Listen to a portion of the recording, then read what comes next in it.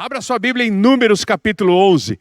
Hoje estamos, nesse momento, encerrando a nossa série de mensagens. O Deus que desce. O Deus que desce para lembrar a Moisés.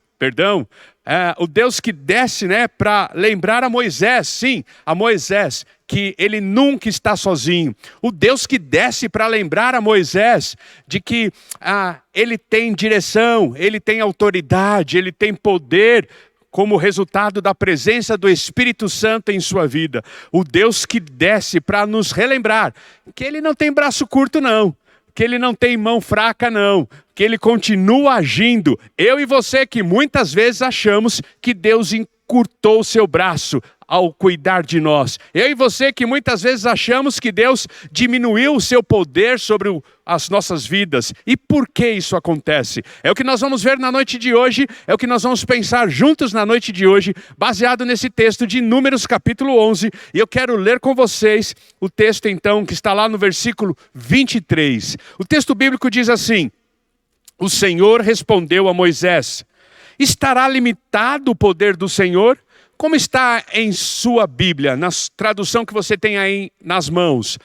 Estará, porventura, o braço de Deus encolhido? Ou não haverá mais poder sobre a mão de Deus? É assim que está na sua tradução? Na minha está assim: estará limitado o poder do Senhor? Agora você verá se a minha palavra se cumprirá ou não. Uma das expressões que eu mais gosto das Escrituras Sagradas é exatamente esta, que nos remete à ideia de um Deus que nos rege, de um Deus que nos lidera, de um Deus que cuida do seu povo com braços estendidos e mão forte. Como eu gosto dessa expressão, como eu gosto de saber que o Deus que eu amo, o Deus que eu sirvo, o Deus que eu sigo, me lidera com mão forte, me lidera com braço estendido. Essa expressão surgiu lá em Êxodo capítulo 6, quando o povo de Israel estava sendo liberto por este Deus lá do Egito. Lembram-se da primeira mensagem, quando Deus desce para libertar o povo de Israel, e lá no versículo 6 de Êxodo capítulo 6, o texto bíblico nos diz assim: portanto, disse aos filhos de Israel: eu sou o Senhor, e vos tirarei de debaixo das cargas do Egito. Guarde essa expressão: te tirarei debaixo das cargas do Egito, e vos livrarei da sua servidão. Grave essa expressão. Deus desceu naquela ocasião, Deus desceu naquela primeira mensagem, porque o povo de Israel estava oprimido. As cargas do Egito eram pesadas demais, a servidão era injusta demais. E vos resgatarei com que, igreja? Com braço estendido e com grandes manifestações de julgamento. Outro texto, entre tantos outros, igreja, que eu poderia mencionar, é um dos que eu mais gosto, está lá em Deuteronômio, capítulo 26, versículo 8, que diz assim: e o Senhor nos tirou. Já o povo de Israel se recordando desta época, se fortalecendo deste momento, e o Senhor nos tirou do Egito com poderosa mão e com braço estendido, e com grande espanto, e com sinais, e com milagres. Olha a expressão: e o Senhor nos tirou do Egito com poderosa mão e com braços estendidos. Esta era a convicção do povo de Israel. Este era o sentimento do povo de Israel. Esta era a lembrança do povo de Israel. Que a libertação do Egito foi fruto de braços estendidos de Deus, foi fruto de mão poderosa de Deus. Mas o que aconteceu para que este povo pudesse esquecer-se desta figura? E por que eu gosto tanto dessa expressão, braço estendido, mão forte? Porque ela nos remete, ela representa a majestade de Deus. Quando a palavra de Deus diz braço estendido, está falando a respeito da majestade dele. Quando o povo de Israel diz: Deus nos libertou do Egito com braços estendidos, Israel está dizendo: Deus é majestoso, Ele veio ao nosso encontro, Ele escutou as nossas orações, Ele se rendeu ao nosso pedido, Ele veio então diante da nossa aflição, e com a manifestação da sua majestade nos libertou. Braços estendidos também representa o poder de Deus, a autoridade de Deus. Figuras fortes que devem nos conduzir na fé cristã. Figuras fortes que devem nos conduzir na história da nossa humanidade. Diante de tanta fragilidade, diante de tantos medos, de tanta insegurança, precisamos ter a certeza de que aquele que nos rege é majestoso, de que aquele que nos rege é poderoso. E por isso ele tem mãos estendidas, ele tem mão forte, mão de ferro, mão que sabe o que está fazendo, mão segura, mão de autoridade. Por isso que eu gosto tanto dessa expressão, por isso que eu gosto tanto de muitas vezes em minhas orações repeti-las, porque eu gosto de me recordar, eu gosto de pensar na majestade de Deus, eu gosto de pensar no poder de Deus. Mas a Êxodo, e eu e você vivemos a experiência de Números 11. Números 11 não está simplesmente reservado ao povo de Israel. É um retrato da minha vida, é um retrato da sua vida. E nós precisamos então meditar neste texto e pensarmos por que em momentos da minha vida eu tenho a sensação de que o braço de Deus foi encolhido, de que a mão poderosa dele não está mais ao meu serviço, cuidando de mim, cuidando dos meus dias e abençoando a minha vida. Para ampliação de cultura bíblica, antes de dividirmos o texto, Números 11 é uma pré-figura de Pentecostes. Tem muitas coisas em Números 11 que me lembrou Pentecostes. Por exemplo, em Números 11, o Espírito de Deus, ele é repartido, ele é multiplicado em outras pessoas. Vocês sabem, no Antigo Testamento o Espírito era derramado sobre profetas, sacerdotes e reis. Eles precisavam liderar com a sabedoria do Espírito. Mas, curiosamente, em Números 11, este Espírito ele é multiplicado fora de Moisés, fora de sacerdotes, fora de reis. Deus convida Moisés a escolher 70 anciões e ali então ele reparte, ele multiplica do seu poder, ele multiplica da sua autoridade sobre estes homens. Curiosamente, 2 desses 70 não estavam ali. O texto bíblico fala a respeito disso e o texto bíblico então fala a respeito dos nomes destes homens. Versículo 26. Entretanto, 2 homens chamados Eldade e Medade tinham ficado no acampamento, não se reuniram aonde Moisés havia ordenado, não tinham ido até o lugar onde Moisés tinha convocado eles. Ambos estavam na lista das autoridades, mas não tinham ido para a tenda. Olha que curioso. O Espírito também veio sobre eles e profetizaram no acampamento.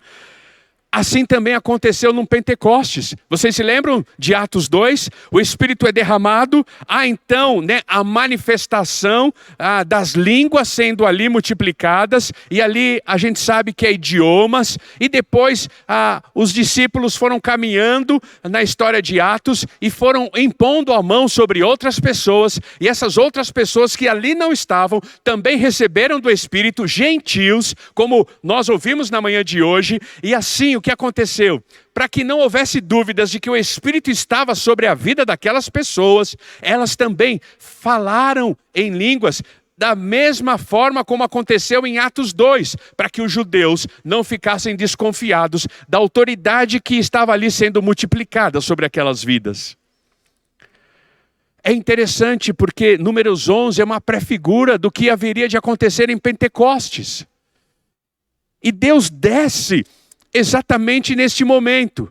Deus desce exatamente nesta ocasião em que o povo de Israel está alimentado por ingratidão, alimentado por insegurança e alimentado por incredulidade.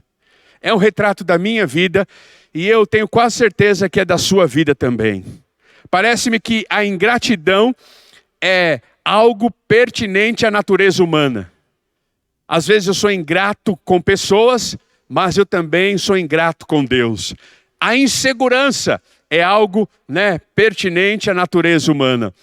Quantas vezes você adiou uma decisão? Quantas vezes você, recuou numa ação, numa visão que você tinha, num propósito que você tinha, exatamente porque você ou estava naquele momento totalmente inseguro. E incredulidade. Quantas vezes você não creu, tanto na promessa de Deus, quanto na fala dele sobre a sua vida, quanto no pedido que ele fez para você, e quanto na missão que ele entregou a você. Ingratidão, insegurança e incredulidade é a marca da humanidade. E era a marca daquele povo.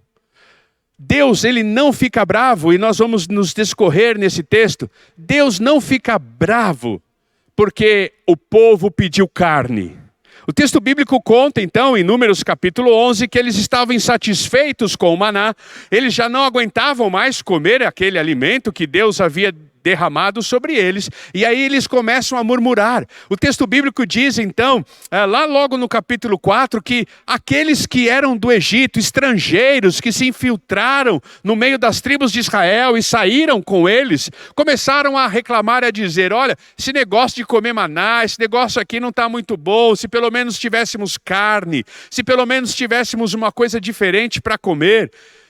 Deus não fica irado, triste, bravo, porque o povo estava pedindo carne, mas sim pelo fato da ingratidão do povo. O versículo 5 vai dizer que eles começam a relembrar. Poxa, mas lá no Egito, nós tínhamos peixes e de graça comíamos à vontade. Nós também tínhamos pepinos, nós também tínhamos melancias, frutas deliciosas. Lá também nós tínhamos alhos porós. Lá também nós tínhamos cebolas e alhos à vontade para fazer o nosso tempero. Nós tínhamos comida à vontade lá. Deus vai ficar irado com o povo de Israel por causa da ingratidão. No passado bem próximo, quando eles estavam ainda no deserto, logo no começo da sua jornada, eles reclamaram que não tinham comida. Deus mandou o maná. E agora eles reclamam do maná. Deus vai mandar carne para eles. O texto bíblico diz que Deus vai mandar carne para eles a ponto de eles ficarem enjoados, de comerem tanta carne comerem. Sabe aquela expressão, de os pelos arrepiarem só de ver um alimento de tanto que você comeu? O texto bíblico fala a respeito disso. Mas esse não é o ponto. Sabe qual é o ponto? O ponto é o versículo 5, quando é demonstrado a ingratidão. A ingratidão daquele povo que está dizendo, mas nós estamos com saudade do passado. Parece que viver no passado era melhor. Parece que viver no Egito era melhor. Eles já não se lembravam mais do texto de Êxodo. Eles já não se lembravam mais da temperatura dos fornos. Eles já não se lembravam mais das chicotadas que eles levavam. Eles não se lembravam mais das orações que eles fizeram, clamando a Deus que os libertasse daquela opressão e daquela servidão. Por isso eu pedi para você marcar a expressão de Êxodo capítulo 6, versículo 6. Eles já não se lembravam mais disso. Eles se lembravam simplesmente dos banquetes que eles tinham. Eles se lembravam simplesmente dos alhos, da cebola, dos pepinos, das melancias. Eles não se lembravam de quanto eles eram oprimidos, de quanto eles eram castigados, do calor que aqueles fornos produziam e queimavam as suas peles, das chicotadas que eles recebiam. Deus está dizendo a eles, vocês são ingratos. Vocês preferem aquela vida sem a minha presença? Vocês preferem aquela vida sem a minha libertação? Sabe o que eu vejo aqui? Muitas vezes nós estamos vivendo a vida cristã. Estamos andando ao lado de Jesus e flertando com a nossa antiga vida. Eu fico impressionado de ver, por exemplo, pessoas querendo viver a adolescência fora da época. Ei, querido homem, querida mulher, se você não viveu a sua adolescência com 16 anos, não é agora com 28, 29, 30 e 31 que você vai viver a sua adolescência. Ei, o tempo passou. A vida mudou, você tem outras responsabilidades. Ei, eu quero lembrar a você. Você lembra do tempo que você vivia sem Cristo Jesus? Você lembra da solidão que você sentia? Você lembra da escravidão que você sentia? Você se recorda por que você entregou a sua vida a Jesus? Você se recorda do pecado que você não aguentava mais, do desejo de morte que você tinha? Você se recorda daquele sentimento de abandono, de rejeição, de humilhação que você se encontrava? E por isso você vai diante do apelo feito por um líder e você vai ali entregar o seu coração e a sua vida a Jesus? Ah, Deus está falando dessa experiência. Parece que aqueles israelitas, depois de 20 anos de jornada no deserto, estavam preferindo uma vida sem Deus, sem Jesus, do que uma vida no deserto com Jesus, do que uma vida no deserto com Deus. Eu quero convidar você a não flertar com o seu passado. Eu quero convidar você a não, se colocar à disposição do Deus do passado. Eu quero convidar você a não lamentar porque você abandonou o Deus do passado. A vida de pecado, a vida de humilhação, a vida de abandono. Eu não sei qual foi o motivo que levou você a entregar a sua vida e o seu coração a Jesus. Eu só sei de uma coisa: não seja como o povo de Israel, que tem a memória fraca. Não seja como o povo de Israel, que se esqueceu, depois de 20 anos de deserto, de como era ruim viver no Egito, de como era opressor o Egito. Eu não sei quanto tempo você já entregou a sua vida a Jesus, mas eu quero convidar a você a não se esquecer de como ela era antes dele. Dos medos que você tinha, das sensações que você administrava, das perguntas que você fazia. Sabe o que traz indignação para Deus e o faz descer? É esse sentimento que havia no povo de Israel. Eles estarem no deserto e dizerem assim: nós estamos preferindo o Deus do passado, a vida do passado, do que esta vida. Sendo que a vida do passado era uma vida escravizada. Quantos de nós passamos pela mesma experiência? Quantos de nós estamos flertando com o nosso passado? Quantos de nós estamos querendo viver a nossa vida fora da fase em que estamos vivendo? Homens e mulheres querendo voltar a ser adolescentes. Não dá. É tempo perdido. Eu tenho certeza, você vai se machucar. Você vai se ferir. Você vai se quebrar. E a minha oração é que você possa arrepender-se rapidamente e retomar a sua vida com Deus. Porque vida com Deus no deserto é muito melhor do que vida sem Deus no Egito. Vida com Deus no deserto é muito melhor do que a escravidão do Egito. Não importa o quão difícil esteja sendo os seus dias, a sua vida é muito melhor agora do que antes da sua experiência de conversão. É disso que o texto bíblico está falando. É este o sentimento que envolve o povo de Israel. E que Deus então fica indignado quanto a isso. A ingratidão leva-nos a pensar que Deus encolheu a sua mão sobre o cuidado das nossas vidas. Deus jamais vai encolher as mãos dele sobre a sua vida. Deus jamais vai negar a mão dele sobre você. Deus jamais vai negar o braço estendido sobre você. A majestade e o poder dele sempre serão alvos da sua vida. Mas cuidado com a ingratidão, porque a ingratidão vai fazer com que eu não sinta mais a mão forte de Deus sobre a minha vida, o braço estendido dele sobre a minha vida. E aí eu vou flertar com o passado. Eu vou flertar com aquele pecado que me escravizou anos e anos da minha vida. E que eu estava querendo me libertar, estava desejoso de me libertar quando eu entreguei a minha vida e o meu coração a Jesus. Mas o texto bíblico continua. E ele vai falar sobre a insegurança que Moisés vai viver neste momento. O texto bíblico vai dizer, então, que a partir do versículo 10, que Moisés começou a ouvir reclamação de tudo quanto é lado. De todas as tribos, de todos os povos, chegavam reclamações aos seus ouvidos. Eles estavam reclamando, então, desta falta de carne. Eles estavam reclamando da vida dura no deserto. Eles estavam reclamando, da falta do cuidado de Deus. E essas reclamações chegam ao ouvido de Moisés. E Moisés começa a dar ouvido a essas reclamações.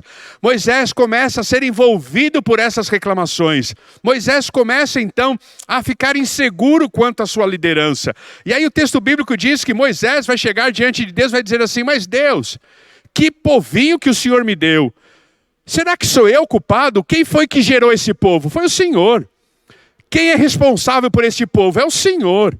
E agora, eu que tenho toda a responsabilidade de liderar sobre este povo? É muito pesado isso para mim, os meus ombros estão se encurvando. Eu não estou suportando liderar este povo. E aí a insegurança de Moisés faz com que ele sente que a mão de Deus não tem mais poder. E os braços de Deus não estão mais estendidos sobre a sua vida. Olha o versículo 12 comigo. Por acaso fui eu quem o concebeu? Fui eu quem o deu à luz? Por que me pedes para carregá-los nos braços? Como uma ama carrega um recém-nascido para levá-lo à terra que prometestes, sob juramento aos seus antepassados? Onde conseguirei carne para todo este povo? Eles ficam se queixando contra mim, dizendo: dê-nos carne para comer. Versículo 14. Não posso levar mais esse povo. Não aguento mais essa missão que o Senhor me deu.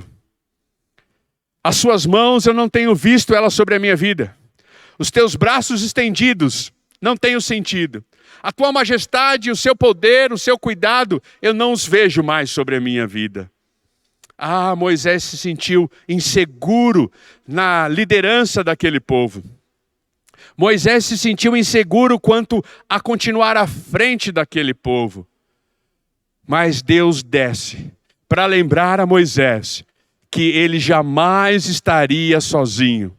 Mas Deus desce para lembrar a Moisés de que nunca foi Moisés que esteve à frente daquele povo, que nunca foi Moisés sozinho liderando aquele povo, mas Deus sempre esteve ao lado dele. As mãos fortes e poderosas de Deus sempre estavam sobre ele, os braços estendidos de Deus sempre sobre ele. E é por isso que então Deus vai dizer no versículo 17: eu descerei e falarei com você, e tirarei do Espírito que está sobre você, e o porei sobre eles. E eles os ajudarão na árdua responsabilidade de conduzir o povo, de modo que você não tenha que assumir tudo sozinho. A insegurança de muitas vezes estarmos sufocados pela vida. Estamos sufocados pelos problemas. Às vezes estamos sufocados pelas má notícias. Às vezes estamos sufocados pelas pessoas pessimistas que nos cercam. Às vezes nos tornamos inseguros porque tem do nosso lado pessoas sempre dizendo: não vai dar certo, olha, cuidado com isso, olha, não faz assim, olha, fica na segurança, seja conservador, é melhor, dois passarinhos na mão ou um na mão do que dois voando, não se arrisque muito, olha, cuidado com isso, cuidado com aquilo. Sabe, muitas vezes a insegurança é produto de nós darmos ouvido aos pessimistas que estão ao nosso lado. Há aqueles que na verdade pensam que querem o nosso bem ou pensam que estão fazendo o nosso bem, mas na verdade estão fazendo um péssimo negócio, estão nos produzindo insegurança, estão nos produzindo medo, estão nos privando de viver todo o potencial que Deus tem nos dado e todo o sonho que Deus tem para nós. Moisés começou a dar mais ouvido àqueles homens do que ao Deus, a quem ele amava e a quem ele se encontrava face a face. Ele parou de ouvir Deus e deu ouvido aos homens. E quando ele fez isso, ele se tornou um homem inseguro. Ele também se tornou um homem reclamão. Ele também começou a reproduzir aquilo que fizeram na vida dele.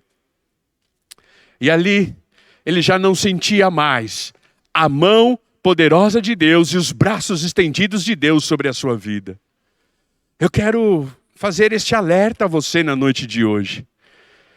Cuidado com aqueles que estão ao seu redor e aquilo que eles estão falando para você. Mas eu quero fazer um pedido a você. Seja um homem, uma mulher de Deus que decida no seu coração inspirar pessoas. Encorajar pessoas. Olha, a televisão já faz esse papel de nos desencorajar, de nos colocar medo, de nos apavorar. Né? As mídias que estão por aí, internet, radiofônicas, YouTube, eles já fazem muito bem esse papel de nos desencorajar, de nos intimidar, de dizer que está tudo ruim, de que não vai ter mais jeito. Ei, decida no seu coração a inspirar pessoas. Decida ser um homem ou uma mulher de Deus, que tenha palavras de afirmação, que tenha palavras inspirativas, que tenha palavras desafiadoras, que tenham palavras motivadoras, palavras que elevem o ego ou a autoestima de um homem e não, baixem essa autoestima. Que não firam este ego, deixando ele cada vez mais deprimido e se achando de fato, uma pessoa incapaz de realizar. Eu quero convidar você a fazer o contrário daquilo que o povo de Israel fez com Moisés. Eu quero convidar você a ser o encorajador para o seu esposo, para a sua esposa, para o seu filho, para a sua filha. Eu quero convidar você a ser um encorajador para o seu irmão, quer seja sanguíneo, quer seja da fé. Eu quero encorajar você a ser o encorajador da sua equipe, na empresa em que você lidera. Porque a insegurança não nos permite ver a mão poderosa de Deus e os braços estendidos dele. A insegurança não nos deixa ver a majestade de Deus e o poder de Deus. E eu quero convidar você a prestar atenção nisso. Deus desce para lembrar a Moisés: Moisés, você não está sozinho. Quem foi que disse? O que foi que disseram a você para você achar que você está liderando este povo sozinho? Quem foi que disse? E o que disseram para você achar que você está, suportando sozinho este povo? Quando ele diz no versículo 14, não posso levar todo este povo sozinho. Esta responsabilidade é grande demais para mim. Quem foi que disse a você que você está sozinho? Deus desce para lembrar a Moisés de que ele não anda sozinho. Deus desce para lembrar Moisés de que ele está liderando junto com Moisés aquele povo. Deus desce para lembrar a Moisés de que ele continua sendo o orientador, o rei, o dirigente, o líder sobre aquele povo. Deus desce para lembrar a você, meu querido irmão, minha querida irmã, meu querido amigo e amiga, de que você não está sozinho. Basta você voltar os seus olhos para Deus e perceber o quanto Ele tem feito em sua vida. Quando eu penso na ingratidão, eu penso que ela é fruto de que nós estamos mais preocupados com aquilo que não conquistamos ainda do que reconhecendo tudo aquilo que já conquistamos. Olha para a sua vida. Eu sei que ainda tem muita coisa que você deseja. Eu sei que tem muito sonho ainda no seu coração. Eu sei que você tem vislumbrado muitas possibilidades e você tem corrido atrás delas. Mas não fará qualquer sentido você continuar correndo atrás dos seus sonhos, atrás dos seus anseios, atrás das possibilidades que a vida lhe oferece, se você der as costas para o seu passado e não conseguir reconhecer tudo que Deus já fez em sua vida até aqui. Era isso que o povo de Israel estava vivendo. Ele estava mais preocupado com as possibilidades do futuro, que esqueceu-se completamente da onde eles vieram e o que Deus havia feito por eles. Quando eu penso na insegurança, eu penso neste ouvido que nós damos a pessoas que talvez não mereciam ter o nosso ouvido. Quando eu penso na insegurança, Eu penso neste olhar, né, fixo nas coisas deste mundo, nas coisas deste lado de cá do céu, e não estamos mais olhando para o lado de lá do céu. Se você tem sentido-se sozinho, sozinha, eu quero lembrar a você que a mão de Deus continua estendida. Perdão, o braço dele continua estendido e a mão dele continua poderosa sobre a sua vida. Tente não olhar tanto para esta esfera da vida. Tente voltar os seus olhos para a esfera do lado de lá do céu. E ali você vai ver Deus, vai encontrar-se com Ele e vai ver o quanto Ele continua cuidando da sua vida e caminhando com você. Sempre quando eu penso nessa expressão, nessa figura, de muitas vezes sentirmos que Deus nos abandonou, que na jornada da vida Deus se esqueceu de nós, vem aquela figura antiga que talvez você já tenha lido e que talvez você já tenha tido até na parede da sua casa. Pegadas na areia. Você se lembra de Pegadas na Areia? Onde a história conta que Deus está caminhando com um homem numa praia deserta, e eles estão caminhando e o homem está sempre vendo duas pegadas sobre a areia. Mas num determinado momento da história, aquele homem começa a perceber que tem apenas uma pegada na areia. E aquele homem começa a reclamar e começa a reivindicar a presença de Deus e dizer assim: Deus, para onde o Senhor foi?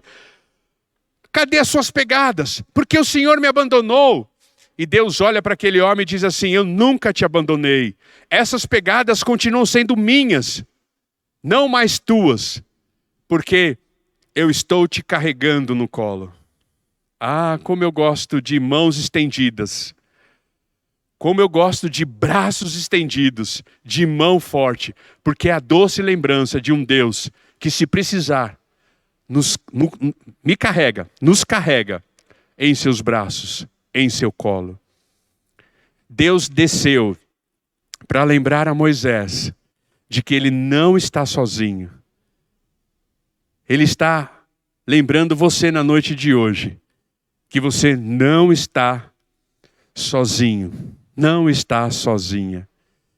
E que se você está vendo apenas uma pegada na trajetória da sua vida, pode ser que seja a dele, porque você está sendo carregado pelos seus braços.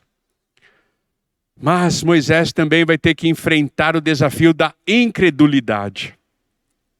Toda essa falácia no ouvido dele, toda essa murmuração no ouvido dele, produziu essa insatisfação e logo em seguida vai produzir a incredulidade. Deus desce e fala assim para Moisés: Moisés, fique tranquilo. Olha comigo o versículo 27. Fique tranquilo.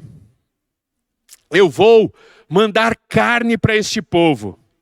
E este povo vai comer carne não apenas um dia, 2, ou 5, ou 10, ou 20.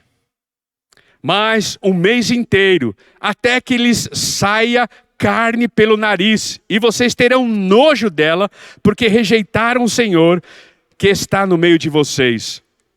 E se queixaram a ele dizendo: por que saímos do Egito? Olha o que Moisés diz, versículo 27. Olha o que Moisés diz.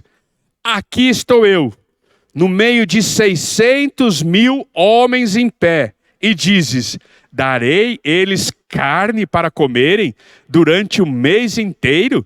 Será que haverá o suficiente para eles se todos os rebanhos fossem abatidos? Será que haveria o suficiente para eles se todos os peixes do mar forem apanhados?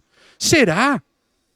E aí vem o versículo 23 que nós lemos, que é a resposta de Deus a Moisés, dizendo: Moisés, será que eu mudei para pior? Esta era a indignação de Deus. Se eu posso dizer uma palavra humana para descrever o sentimento de Deus, esta era a tristeza de Deus. Sabe qual era a tristeza de Deus? Saber que Moisés pensou que Deus tinha mudado para pior. que a mão dele não seria mais tão poderosa assim, que os braços dele não estariam tão estendidos assim, e que ele não seria capaz de alimentar 600 mil homens. A incredulidade.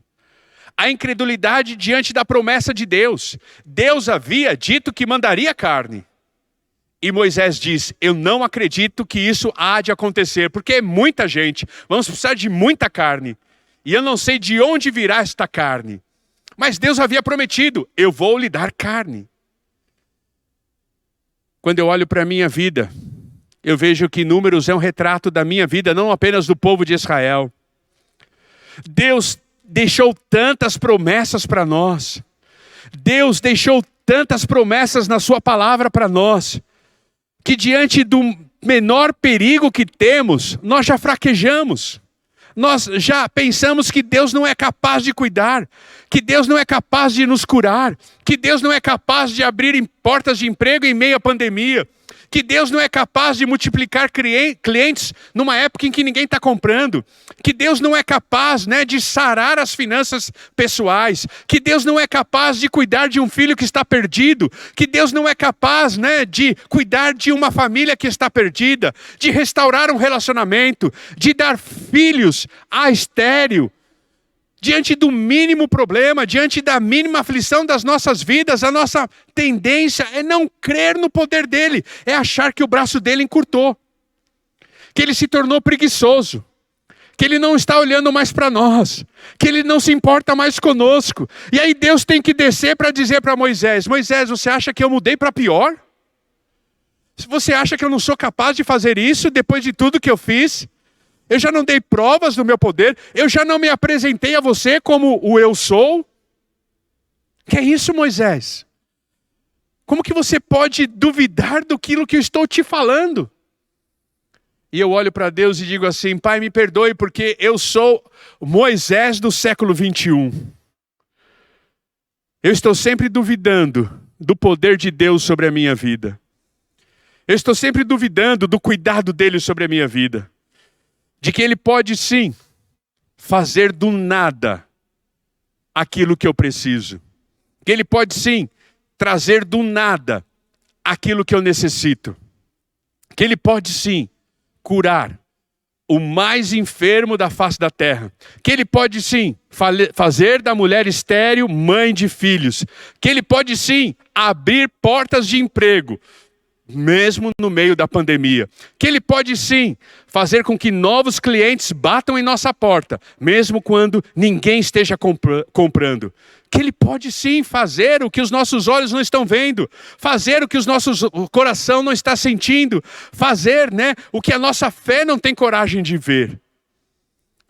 Eu quero convidar você na noite de hoje a entender que Deus desceu para lembrar a Moisés que ele não muda, que nele não há sombra de mudança, que nele não há variação de mudança, que ele continua sendo Deus, não filho do homem para que minta, para que prometa e não cumpra. Ele continua sendo Deus de mão forte, de braços estendidos, e é isso que ele vai descer para lembrar a Moisés. E indignado ele diz assim, Moisés, você acha que eu piorei para pior? Que eu mudei para pior? O que é 600 mil homens? O que é alimentar este povo? Para o grande eu sou da sua vida. Quando há incredulidade no coração de um homem, nós limitamos o poder de Deus sobre as nossas vidas. Quando há incredulidade no coração de um ser humano, este ser humano limita o poder de Deus sobre as suas vidas. Este ser humano vê um Deus de braços curtos e mãos fracas.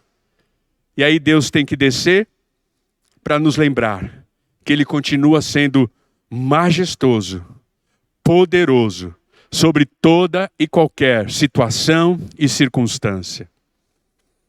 Mesmo diante deste quadro pintado, mesmo diante dessa situação, ele cumpre as suas duas promessas a Moisés.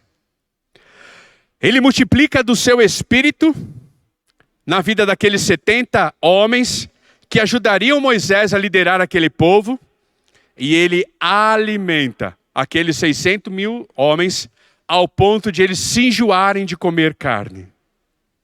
Mesmo diante de toda esta realidade, quando o povo estava murmurando, e a gente vê isso logo no começo do capítulo 11, no versículo 1, Deus manda fogo do céu e começa a queimar as pessoas no arraial. E o povo diz, vamos todos morrer aqui. Moisés, ore a Deus. E Moisés vai e ora a Deus no versículo 2. E Deus, então, cessa o fogo e atende a oração de Moisés. O que isso significa? Que mesmo diante da minha ingratidão, mesmo diante da minha insegurança, e mesmo diante da minha incredulidade, Deus continua com braços estendidos e mãos fortes, cumprindo com a promessa dele sobre as nossas vidas. Por isso você não precisa temer a semana que começa amanhã. Você não precisa temer as notícias difíceis que talvez você venha receber esta semana. Você também nem precisa se surpreender se coisas incríveis acontecer com você esta semana. Porque você serve o Deus de braços estendidos, você serve o Deus de mão forte. Que mesmo diante da nossa incredulidade, da nossa ingratidão, da nossa insegurança, Ele continua atendendo às nossas orações. E Ele continua cumprindo com a sua promessa, assim como Ele fez com Moisés. Moisés, vou multiplicar do meu poder sobre os homens que te acompanharão. E Ele o fez. Moisés, vou alimentar este povo com carne. E Ele o fez. Deus disse que na plenitude do tempo nos enviaria Jesus. E Ele o fez. Deus disse que na plenitude do tempo esse Jesus voltará. E Ele há de voltar. Não tenha dúvida disso. Por isso, tome prumo. Coloque a sua vida no trilho. E caminhe com esse Deus. Se você está como o povo de Israel, querendo viver do passado, se arrependa na noite de hoje. Reconcilie-se com Deus. Não queira viver a adolescência na fase adulta. É tempo perdido. Você vai só se machucar. E Deus não quer isso para você. Se você está aí meio desanimado, se perguntando se vale a pena mesmo seguir Jesus, se vale a pena mesmo ter compromisso com a igreja local, se esse negócio de vida cristã, de orar, de ler a Bíblia funciona, e você está pensando em viver a vida que você tinha antes, e se submeter de novo à escravidão que você tinha antes, se arrependa agora, retome o caminho, tome prumo, ajuste a sua vida. Deus continua com braços estendidos. Se você está inseguro, não sabendo como tomar essa decisão, se você está inseguro e talvez pessoas estejam ajudando com a sua insegurança, volte o seu ouvido ao Deus de Israel. Volte o seu ouvido ao Deus poderoso. Deixe Ele falar ao seu coração. Vence a sua insegurança e tome a decisão. Se você acha que Deus não vai cumprir as promessas dele para a sua vida, é tempo de acreditar de que elas se cumprirão em sua vida. Números 11 é o texto de fé para a sua semana, para lembrar a você que Deus desce para cumprir as suas promessas, para nos lembrar que jamais estaremos sozinhos e para nos encorajar diante da insegurança que temos. Como anda a sua vida? Você está distante de Deus? Se reconcilie com Ele hoje. Você ainda não o aceitou como Senhor e Salvador? Se liberte da escravidão que hoje te oprime. Saia do seu Egito. Venha viver no deserto com Deus. É muito melhor. Você não crê mais que Deus pode fazer por você aquilo que você tem sonhado e pedido? Fortaleça a sua fé. Peça perdão a Ele. E ouça o que Ele disse a Moisés. Talvez Ele esteja dizendo a você: Moisés, estará limitado o poder do Senhor? Ei, fulano, ciclana, estará limitado o poder do Senhor sobre a sua vida? Agora você verá, se a minha palavra se cumprirá ou não. Que você possa ver a palavra de Deus se cumprindo sobre a sua vida. Que Deus te abençoe. Continuamos aqui firme e forte orando por você e pedindo claramente que você possa desfrutar do Deus que desce e que caminha com você e que encoraja você e que cumpre promessas sobre a sua vida. Receba agora o Deus que desce. O Deus que desce quer inundar o seu coração. O Deus que desce quer inundar a sua mente. O Deus que desce quer inundar as suas emoções e fazer de você um homem e uma mulher que resulte, que tenha como consequência as promessas de Deus se cumprindo.